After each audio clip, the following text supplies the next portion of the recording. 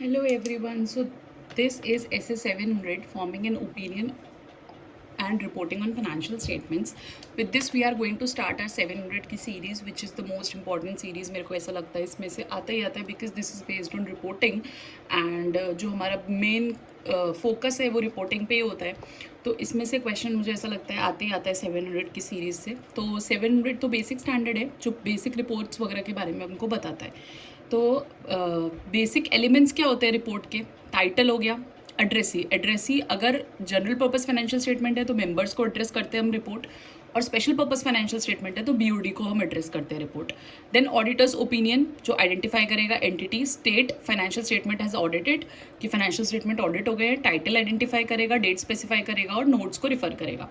फिर basis for opinion, किस basis पे हमने ऑडिटर ने ये ओपिनियन दिया है, sufficient and appropriate audit evidence थे. रिफर ऑडिटर्स रिस्पॉन्सिबिलिटी, ऑडिटर की रिस्पॉन्सिबिलिटी थी, ऑडिट एज पर एसए के हिसाब से हुए हैं और auditor is independent entity, auditor एक इंडिपेंडेंट एंटिटी था.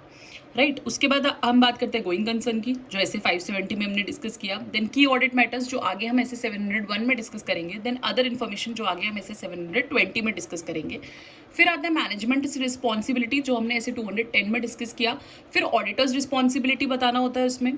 फिर location of description of auditors responsibility कि ऑडिटर्स रिस्पॉन्सिबिलिटी की डिस्क्रिप्शन कहाँ पे होगी. तो या तो आप विद इन ऑडिट रिपोर्ट दे सकते हो, या फिर एक ऑडिट रिपोर्ट में अपेंडिक्स लगा के दे सकते हो, या फिर website of appointing authority if law and regulations permit. आप वेबसाइट पे भी दे सकते हो अगर लॉ एंड रेगुलेशन परमिट करता है तो. अदर रिपोर्टिंग रिस्पॉन्सिबिलिटीज एक सेपरेट सेक्शन में आ जाएंगी. फिर आता है sign, place and date of report. Sign आप पर्सन का करोगे, firm name, membership number, registration number दोगे और यूडिन जाएगा. और प्लेस में आप जिस सिटी में हो जहाँ से साइन कर रहे हो वो. एंड डेट ऑफ रिपोर्ट है. डेट ऑफ रिपोर्ट में क्या है, नॉट अर्लियर देन होना चाहिए जब आपको sufficient and appropriate audit evidence मिले उससे पहले की डेट नहीं होनी चाहिए. फाइनेंशियल प्रिपेयर्ड हुए उससे पहले की डेट नहीं होनी चाहिए. या those with authority taken responsibility of financial statement उससे पहले की डेट नहीं होनी चाहिए. ठीक है, तो ये सारे हमारे बेसिक एलिमेंट्स हो गए ऑडिट रिपोर्ट के. इनके बेसिस पे हमारी ऑडिट रिपोर्ट जो है वो बनती है. ठीक है, अब ये बोलता है report prescribe by laws and regulation. अगर कोई है तो लॉज एंड रेगुलेशन कभी कभी एक स्पेसिफिक लेआउट या वर्डिंग दे देते हैं कि आप इन स्पेसिफिक रिफर करो एसेस को. तो if report includes at minimum all elements, तो सारे इसमें एलिमेंट्स होने चाहिए except other information, location of description of auditors responsibility and other reporting responsibility. इन तीन के अलावा अगर कुछ ऐसा है स्पेसिफिक तो उसमें बाकी सारे एलिमेंट्स जो है वो इंक्लूडेड होने चाहिए. Other information, location of auditors responsibility, other reporting responsibility. ठीक है, उसके बाद report where audit conducted by SA and international और अदर एसए कि हमारे स्टैंडर्ड्स के साथ भी और कोई इंटरनेशनल स्टैंडर्ड्स वगैरह के साथ भी है. तो उसमें क्या होना चाहिए, रिपोर्ट रेफर करोगे आप एसएस प्लस आईएसए सिर्फ ओनली इफ अगर कोई कॉन्फ्लिक्ट नहीं है बिटवीन स्टैंडर्ड्स में to form an opinion not included in AOM, EOM और ओएम पैरा में.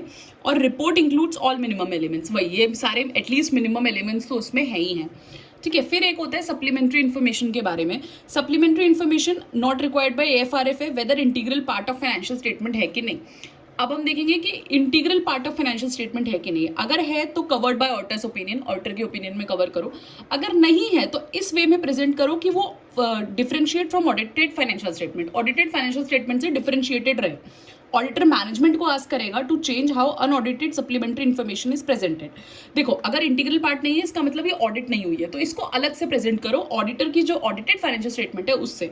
और अगर अलग से प्रेजेंट नहीं हो रहा है तो ऑडिटर मैनेजमेंट को बोलेगा कि भाई चेंज करो कि अनऑडिटेड या अनऑडिटेड सप्लीमेंट्री इन्फॉर्मेशन जो है वो डिफरेंशिएट रहे, अलग से प्रेजेंट हो. अगर मैनेजमेंट रिफ्यूज कर देता है तो आप अपनी रिपोर्ट में एक्सप्लेन कर दो कि जो सप्लीमेंट्री इन्फॉर्मेशन है वो नॉट बीन ऑडिटेड है because it was not integral part of financial statement. So this is SA 700, the base for reporting standards. I hope you like it. If you find it helpful, please like, share and subscribe. Thank you.